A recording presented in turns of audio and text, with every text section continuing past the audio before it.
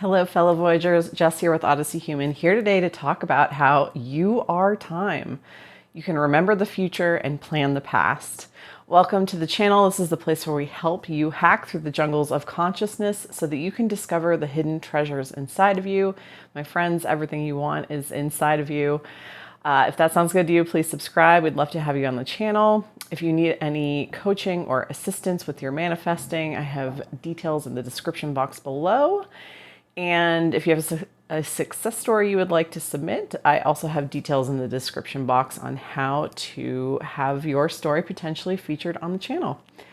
All right, so this is a really fun concept. You are time. Remember, your perceptions of time are generated by you. And, the length of a minute, the length of an hour, the length of a day is how you experience that is your perception. And in reality, what is the only rule we ever have to remember about manifesting? That all states are available to us at all times. So everything really is simultaneous, right? Time is, our traditional expectations of time, the linear experience. When we start to loosen that up a little bit, right? This is where when we can let go of these concepts that we cling very tightly to of this is truth, this is the truth. We open up space to have more magical moments and to experience time differently, right? Because we're only ever interacting with our own perceptions. We're only ever interacting with our own perceptions or our own representations. And so start to play with time. You are time. And let's talk about remembering the future. So if you haven't seen my psychic ability video, I highly recommend you check it out. It was one of my more popular videos, a little bit controversial. People kind of ruffled some feathers. And this is because, I think these things that we consider psychic or paranormal abilities are actually just regular human capacity, right? We consider kind of in the realm of magic or abnormal or different or not the ordinary, but really they are the ordinary because we're only ever interacting with our own perceptions. And so why can't we remember the future like we remember the past? We are time. This happens a lot to me. I experience it as I call it like an intuitive hit where I just get a scene. Just like you would have a memory flash through your mind, I get a memory of something that I perceive as ahead of me, that it's coming, that it's about to happen. And it's super brief, like less than a second, and I'm like, yeah, and I represent those as remembering my future. I'm like, this is what's going to happen. This is what is happening to me. It's about to happen. And it's exciting. It's like, ooh, I just remembered that this is going to happen. And then when it unfolds in my 3D reality, it's really fun. And I was like, yeah, I knew that was going to happen because it's a future memory. I don't know if you've ever experienced this, but I think we can get these fixed perceptions of time that I want to loosen up a little bit today and be playful about. Why can't there be one, when we think about the future, we typically think about all of these options available to us, but what if really we're on the path for one option and those, of where we're standing right now, the path that we're on, if it were to continue, we're going to remember the things that are coming down that path. And so future memories, kind of something fun to consider.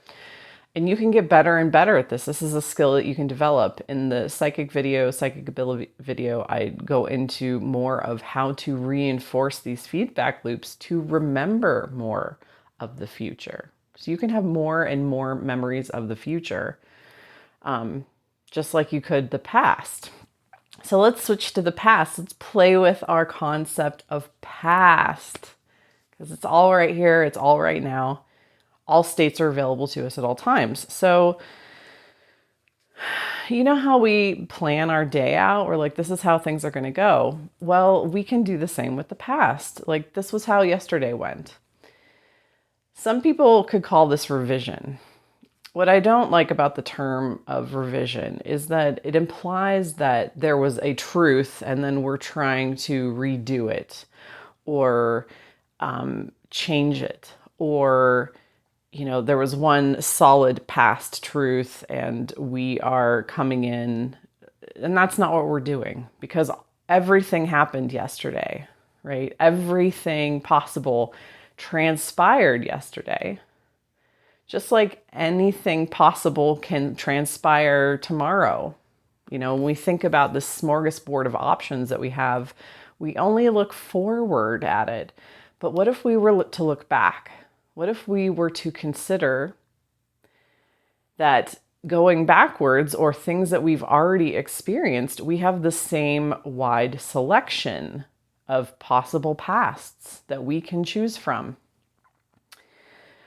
And it's our adherence to the truth, our adherence to what we consider memory. And memory again, is just creating something, creating a probability, bringing it to life, whether it be past, present, future, interacting with it, forming a connection with it in a way that it's influencing our now, right? This is we're constantly interacting with concepts of future and past. We're trying to plan for the future. We're trying to recover from the past, but really we are interacting with our own representations of time. And we keep things alive by bringing them up and giving them truth and saying, this is the only thing that happened yesterday. It was a normal day. It was very boring. We cling to that is the truth. When in reality, everything happened yesterday. Everything. And so why not plan your past? Plan out your past. Choose the past that is where you want to be now. Because again, it's influencing your now moment, right? You're interacting with it. You think, oh, well, yesterday this happened. And so today, we then expect, we simulate, we project from that story, from that bit of information, from that situation, from that circumstance, we project what's going to happen, right? And we let it influence. We let that old story influence our today and then into our future. So these concepts, these representations are constantly interacting with each other. And I want to give you an example of how I did this. And starting to erase things from your past that aren't serving you now, right? So if you're thinking about things that happened in the past, if you're regretting them, feeling bad about them, if you have negative emotion about it, you may be, again, letting them influence you and influence your decision making. I had a situation with some friends a few months ago where they seemed to get distant. My interpretation of it was they were getting distant. The relationship was ill. I was like, uh-oh, I think things are changing with them. And instead of, it just didn't feel right accepting that reality, even though that's what the circumstances were showing me, right? They stopped kind of hanging out with our friend group. They weren't as responsive. They just didn't seem like themselves. There were some interactions where I'm like, this doesn't seem like the you guys I remember.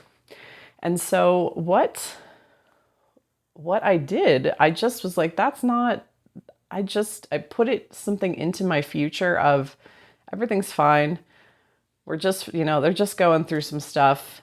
And then I revised the past too. I changed the past. I selected the past where those things, I just didn't give them any clout. I didn't give them any attention. They really bothered me at the time. And when I thought about it, I just was like, I'm just going to let this go and chalk it up as, that was one interpretation, and I'm going to interpret those events differently, right? I selected my past. I could have let that dictate my future interactions with them or my present feeling about them.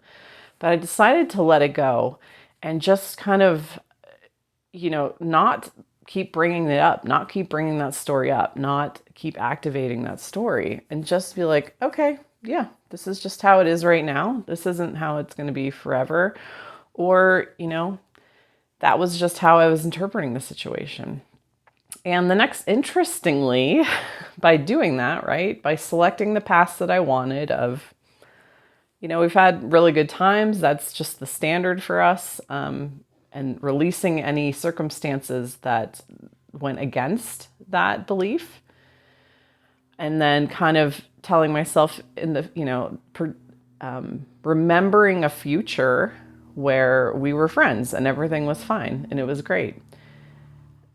It took a few months and they actually both circled back. I saw them, they reached out to our friend group and reinitiated contact. We got together and it was as if nothing was different. Nothing had changed. It was exactly as the past I had selected into the future that I was remembering. And I pulled one of them aside and kind of asked, like, yeah, are you guys okay? Like, is everything cool? And my friend, like, literally didn't remember or register what I was asking about. Like, it was as if I had literally jumped timelines because I had. Now, you could see how if you perpetuate certain past conditions, they will perpetuate forward, right? And affect the now and the future. And the past, right? Because all of these concepts, this is the moral of the story. All of these concepts, these representations of time are you. You are time. Loosen up your grip on one truth being the ultimate truth. All truths exist, all representations exist, all interpretations exist. All realities existed then, they still exist for you to access them because they change you in the now, right? It changed my interaction because I was able to let go of that past with them and be like nothing had ever, nothing was different, nothing had changed, nothing was threatened, everything was good, we were still friends, everything was cool. That's how I interacted with them, and that was then the future that we created together and the present. So let me know what you thought. Drop a comment below.